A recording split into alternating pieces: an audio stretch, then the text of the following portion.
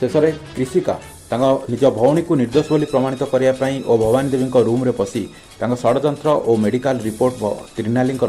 लुचिक राति टर्च मारी नौले और यापर धरी पकेले भवानी कहले कृषिका तू एते राति एठी कौन करुचु। दर्शक बंधु आप अतुल बंधन धारावाहिक आज प्रोमोटर देखा पाइबे। फाइनाली त्रिनाली को और एनजीओ संस्थार से लोक को धरी पकड़ पुलिस और बुर्खा खोलिया बाध्य कर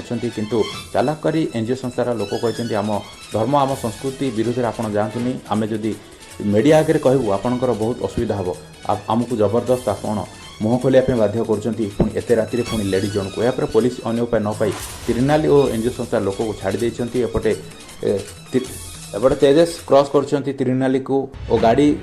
गला से देखी पारना और भावुं किए जन निज लोक पाखे भाई लगुच और कृषिका सर्टकट बाटर पलाउंट और तेजस देखी पारना और एपटे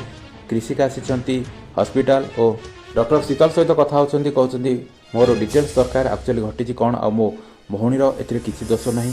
ए विषय में मुझे जानापी चाहूँ। यापर डॉक्टर सब क्लीयर कहीदे आपण शाशु माने भवानी देवी आसी त्रिनाली को सबुदिन मेडिकल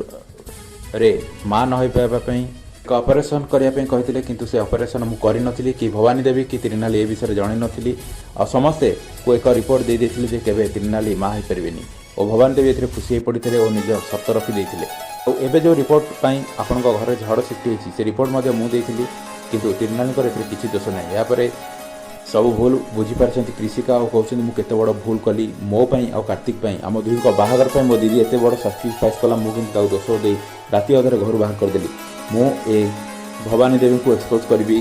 केवे भी छाड़ीनी मो दीदी को मु निर्दोष बोली प्रमाणित कर राति अधर से सब मेडिकल रिपोर्ट खोजुंट गडरेज भितर और ठीक से समय देखी दौरान मेडिकल रिपोर्ट रे त्रिनाली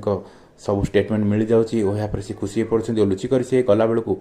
देखी दौरान भवानी देवी कहते कृषिका तू एत राति एठी कौन करुचु आ तो हाथ में से कौन यापर भयभीत हो पड़ते कृषिका कौन कहे कहीं से रिपोर्ट ही निर्दोष बोली प्रमाणित कर त्रिनाली। दर्शक जो अधा डर लाइक चैनल प्लीज सपोर्ट करूँ सब्सक्राइब करनी। जय जगन्नाथ।